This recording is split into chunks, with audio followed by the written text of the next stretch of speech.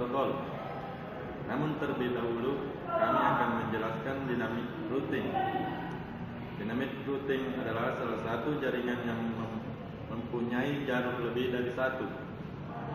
Kata lain, ketika menggunakan dynamic routing, maka sistem administrasi jaringan lebih cepat dan tidak banyak memakan waktu banyak.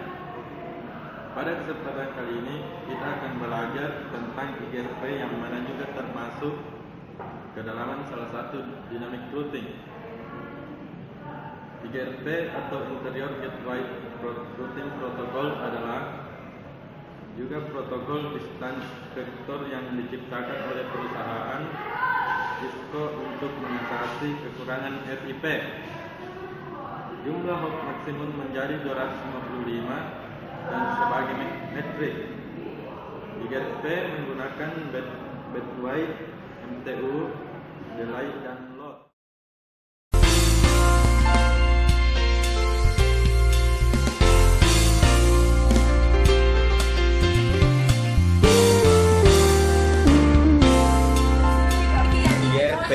IGRP adalah Interior Gateway Routing Protocol, adalah sebuah routing protokol berpemilik yang dikembangkan pada tahun 1980-an oleh Cisco System.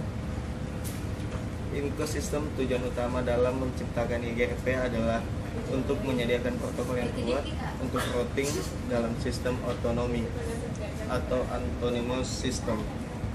IGRP memiliki hop maksimum 255 tapi defaultnya adalah 100. IGRP menggunakan bandwidth dan garis menunda secara default untuk menentukan rute terbaik dalam sebuah network composite factory. Pada IGRP ini, routing dilakukan secara matematik berdasarkan jarak. Untuk itu, pada IGRP ini sudah mempertimbangkan hal berikut sebelum mengambil keputusan jalur mana yang akan ditempuh. Adapun yang harus diperhatikan yaitu load, delay, bandwidth, dan reliability.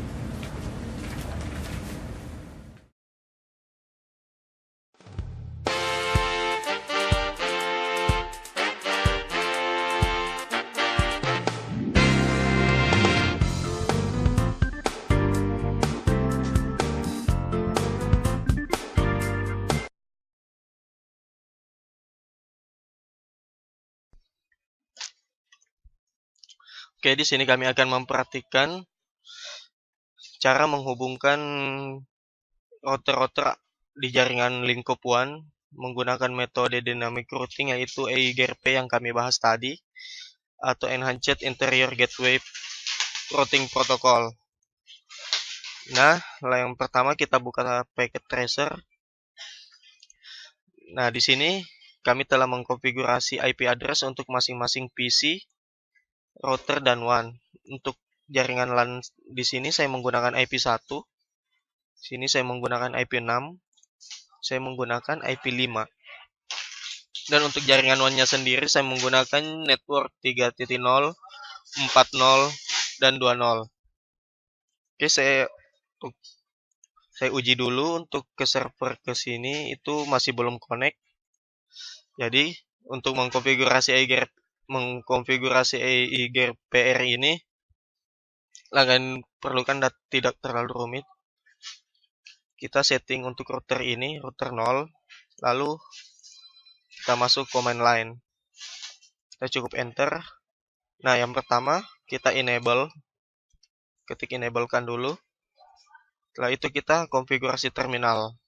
Bisa mengetik conft. Nah, sintaks dasar untuk routing IGRP ini cukup dengan root IGRP dan ASN.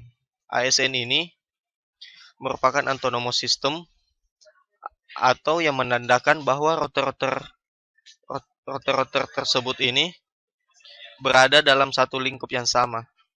Jadi semacam inisialisasi. Misalnya saya kasih 100. Nah, setelah ini kita masukkan network. Lalu kita masukkan network yang terhubung langsung pada router yang kita setting. Jadi, ini untuk setting ini kita masukkan IP network ini, dan ini. Jadi kita masukkan 192, 168, 3 dan 0 untuk WAN sebelah kanan. Lalu kita masukkan 2 untuk sebelah kiri. Dan terakhir kita masukkan jaringan network atau broadcast untuk jaringan LAN yang tersambung ke router tersebut. 1. Setelah ini kita exit lagi. Nah, kita telah mengatur untuk router 0 ini. Selanjutnya kita berpindah ke router 1. Caranya sama, kita masuk ke menu CLI, enter, kita enablekan juga. Sudah itu sama, kita konfigurasi terminal.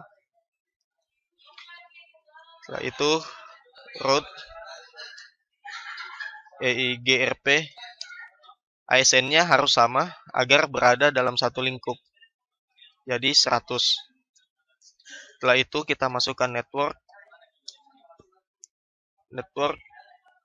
yang tersambung langsung pada router ini, yaitu 4, 3, dan 6. Jadi kita masukkan untuk broadcast one-nya dulu, network one-nya 4. Setelah itu kita 3. Setelah itu untuk jaringan LAN-nya sendiri, yaitu 6. Oke, setelah ini kita exit. Oke, langkah selanjutnya kita setting untuk router yang terakhir. Caranya sama. Kita masuk ke menu CLI, enter, enable. Masih sama. Konfigurasi terminal. Root EIGRP. Setelah itu kode ASN harus sama, itu 100. Setelah itu kita masukkan network yang tersambung langsung, yaitu jaringan WAN 4, 2, dan 5. 168, 4, 0. Selanjutnya untuk IP2. Setelah itu untuk jaringan LAN-nya sendiri itu 5. Setelah itu kita exit. Oke, setelah kita mengatur, kita akan uji apakah ini tersambung. Gagal, kita ulang. Ini sudah sukses. Coba dari bawah ke atas, juga sukses. Atau kita bisa mengujinya dengan ngeping untuk connect klien di atas 192. 168.5.2. Ini sudah connect.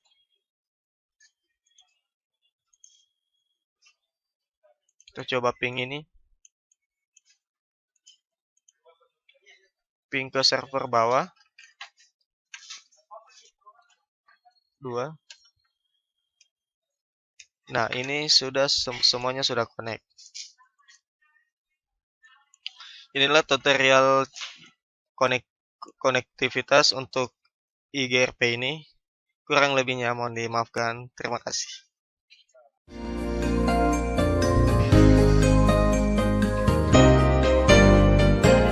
Ini izinkan saya untuk memberi kesimpulan dari materi kami. Adapun fitur IGRP ini di mana membuat router-router yang menggunakan protokol distance vector harus mengirim semua atau sebagian dari tabel routing mereka dalam sebuah pesan update routing pada interval yang tetap untuk setiap router. Sebagaimana informasi router menyebar ke seluruh jaringan, router melakukan beberapa fungsi, yaitu mengenal tujuan baru, mempelajari kegagalan. IGRP mengirim update routing pada interval 90 detik. Update ini mengumumkan semua jaringan-jaringan untuk sebuah Antonius system yang sama. Secara default, protokol routing IGRP menggunakan bandwidth dan delay sebagai metrik. Sebagai tambahan, IGRP dapat dikonfigurasikan untuk menggunakan sebuah kombinasi dari variabel-variabel untuk menentukan sebuah metrik gabungan. Variabel tersebut adalah bandwidth, delay, load, dan reliability. Terima kasih atas kesempatan yang diberikan. Itulah hasil presentasi kami dari materi kami mengenai IGRP. Dan terima kasih banyak juga kepada Bapak Yahya Matori Eskom telah mempercayai kami membawakan materi mengenai IGRP. Assalamualaikum warahmatullahi wabarakatuh.